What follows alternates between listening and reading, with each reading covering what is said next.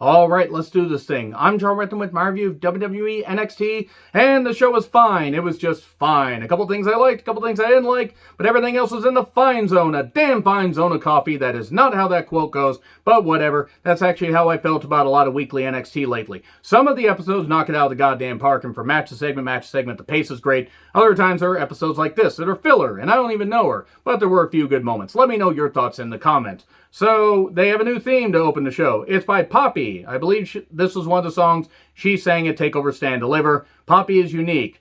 I don't mind some of her music. She is very unique. So, Kyle O'Reilly arrives wearing a weird hat, not the weirdest hat that we would see in this segment, and he's cool Kyle, cool cat Kyle.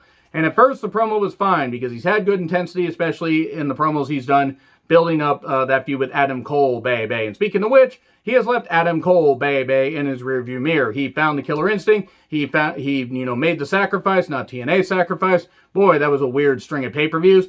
But he says that he's going to go after championships. Will he go after the Workhorse title? Will he go after the main championship, the NXT title? Will he get the champion in his crosshairs? We don't find out because Grimes, rich man Cameron Grimes, knockoff $1 Million Man Cameron Grimes arrives.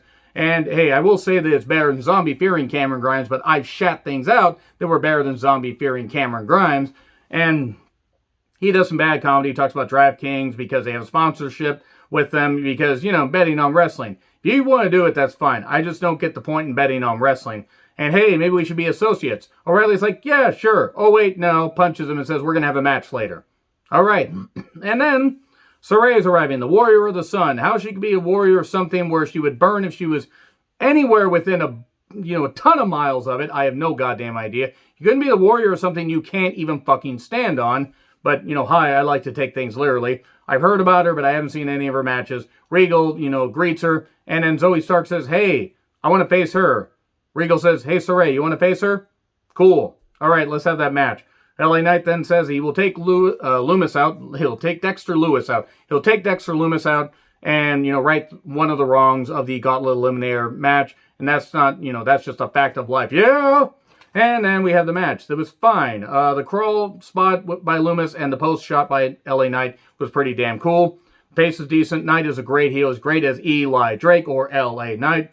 And Loomis is a weird face. And then I just mean weird as a character. I mean, he has a weird face. I just mean as like a guy you root for. But he has that weird physical charisma and just that intensity. And the fact he doesn't fucking blink. How do you not blink?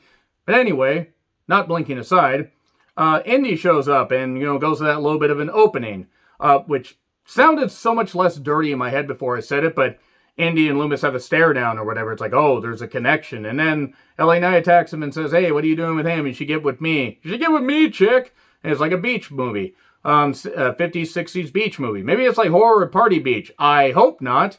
And then Loomis attacks him and stares down Indy again like, oh, are they gonna? Are they not? Oh, there's a match still going on. He gets in the ring, gets caught up in the ropes, face jam, 1, 2, 3. LA Knight wins. And then Indy gets on the apron and stares down Loomis. And I just saw the Simpsons movie. Well, maybe we should kiss and break the tension.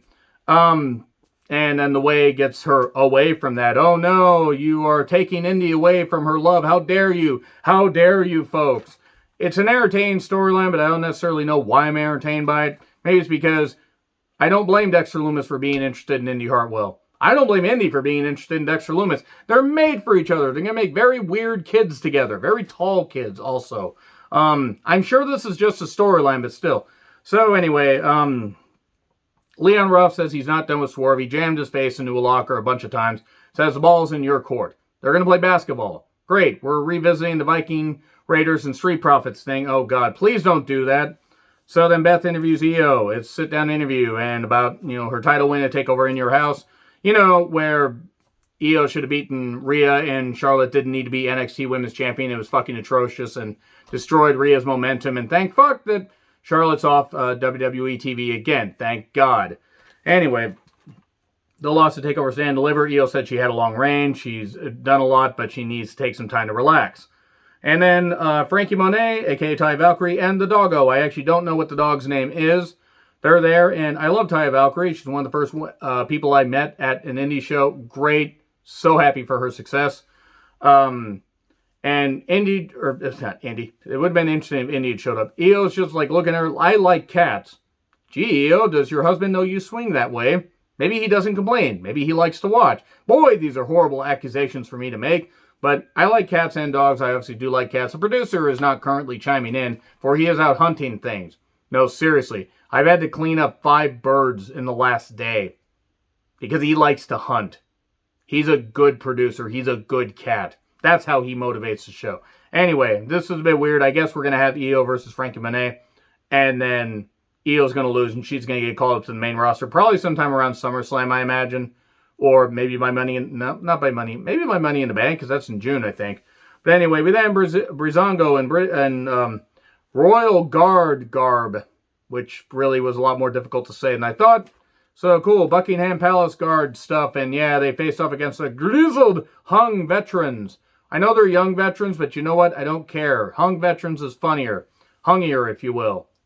Hey, I wonder this. Proud Boy Ref is in there. What did Proud Boy Ref think of the verdict that happened today? I wonder if he cried into, like, his little conspiracy theory book. Reminder, the Proud Boy Ref and anybody that thinks like him, you're goddamn idiots. You're pieces of shit. You're not real Americans, and I don't fucking care one goddamn bit. And yeah, I'm pointing back to that shirt. But here's the thing. It's one of the few verdicts that actually went right because maybe people need to stop being murdered just because of their goddamn race. I'm fucking sick of it. And imagine if I'm sick of it. Imagine, other people being sick of it that actually face that shit. It's goddamn ridiculous. And Proud Boy Ref, among other things, should be fucking shit canned. Maybe stop tanning so goddamn much. Maybe that's why his brain's rotted. Because he tans so goddamn much that it's fried his brain. He's looking like one of the women from Final Destination 3 after the tanning bed accident. Which is unfair, because they were hot, and he's a hideous monster. Inside and out. Again, so is everybody that doesn't agree with the verdict. If you think the verdict was way too harsh, what the fuck's wrong with you? You clearly, are goddamn blind. Anyway, that's enough of a rant, assuming that I probably got a ton of dislikes from that, and I don't fucking care, because I'm going to continue to stand up for shit. I'm tired of goddamn seeing, but anyway. Ticket to Mayhem, 1, 2, 3. That's it. One hardly needs to go on about this. So, and Indy Hartwell was being interviewed by Mackenzie Mitchell, and they didn't get any words out, and man, the way got in the way of Indy. Whew, they interrupted her. Man, I am really struggling with these jokes right here. And Bronson Reed shows up. Theory says, hey, you can't talk to Papa John that way. Okay, I know Gargano's bland, but I don't think he's the former CEO, that was caught using the N-word multiple goddamn times. Piece of shit. Anyway, he says, hey, I talked to Regal, and you got to go through me to face Papa John. And then Gargano even pointed out, hey, Theory, he beat you last week. And then we do more bad comedy. And then Grimes, is mad at Ted DiBiase for outbaying him on something. An NFT, whatever that is. Sarray versus Zoe Stark. I don't know what anime theme that was for, or, what anime that theme was from, but Sarray has a good look, and I hope I can see more of what she can do. Her and Zoe Stark worked a good match. I had a hard time caring. It was well worked, but I don't know. I don't really have much of a reason to care about Zoe Stark beyond her being, somebody good in the ring. And it was fine. Fisherman's suplex for 2. We get strikes and kicks, and we get some weird, throw. 1, 2, 3. And that's really it about there. And then Tony beats down Zoe temporarily. And by the power of her booty. And then Sarray chases her off. And then Dakota and Raquel are backstage. And Dakota kind of makes decisions for Raquel, which you can tell is going to lead to Dakota Kai trying to challenge Raquel, and Raquel beating the shit out of her former associate. Line her up and I'll knock him down. She mentions Mercedes Martinez. Oh, hey, Kitty, why don't you come in here? Hey, wait a second, guys. Hey, come greet the fans. Greet people. You don't come on camera enough. He doesn't care for coming on camera. I'm going to do this review.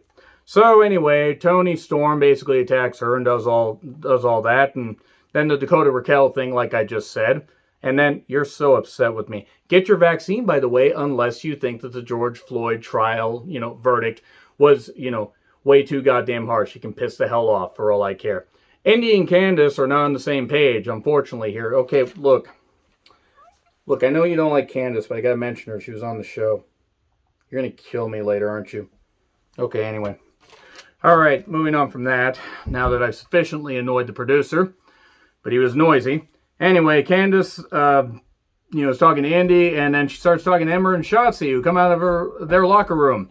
and says, well, you know, Indy and I are going to beat you. You're not even a real team. Well, how does Indy feel about that? Indy's gone. And then Ember and Shotzi take Candice in their locker room and tag team her repeatedly behind closed doors. Have fun seeing that for all I care. Anyway, so Kushida in a video package, why did they feature, you know, a certain NY fan? JD from NY, yeah, that piece of shit. You want to talk about a toxic piece of shit from the YouTube community? Yeah, that's a prime example of somebody that, it's one thing to be loud. I can be loud, but he's a toxic, racist, homophobic, and sexist piece of shit. At least, you know, joke about it. Don't actually be a piece of shit like him. Anyway, and be like any of his followers. I don't care if any of his followers get upset because I'm fucking proud of that. Kushida took on Oni Lorcan in an open challenge match. Cruiserweight title. Yeah, it was fine. It was well wrestled. Lorcan got strikes in. Hover Wardlock for the win. It was fine. Then Legoland Phantasm show up and attack Kushida. And then MSK show up to even the odds. We're going to have a 6-man next week is what I wrote. We're going to have a 6-man next week. Mercedes calls out Raquel, you know, and says, hey, you're in Dakota's shadow. I'll take her up, and then it'll just be me and you one-on-one. Candice is beat up, and Indy is happy that she made eye contact with Dexter Lumis. Everybody leaves, and Candice looks upset. She looks like she's done with all this. So they're getting a tag title match next week because they have no other tag teams. And then we get Everrise versus Imperium. Imperium will expand, you know, and continue their world domination. Maybe don't say that, given, you know, the implications there, but I digress. Hopefully it's not, you know, one of the last phases of their world domination. And then, oh yeah, Killian Dane comes down and kind of gets upset at Imperium. Drake tries to attack, but Dane takes him off because he's like, no, I'll handle this. And European Bomb 1, 2, 3. O'Reilly then is confronted by Cross backstage. Then O'Reilly and Grimes have a main event match that was fine. The strikes were laid in. Kyle sold his neck because, you know, he's just medically clear, but he still has a bad neck. And then a knee strike. O'Reilly gets, you know, hit by a winding slam. You know, spin slam. I don't know how the hell Grimes does that catch. It was very impressive. Knee to the back of the head. 1, 2, 3. That's it. Anyway, the producer chimed in, so I hope you guys enjoyed that. Anyway, agree, disagree, what I said, like, share, subscribe, Twitter handle in the description. I'm John Ritlin. I'll see you soon.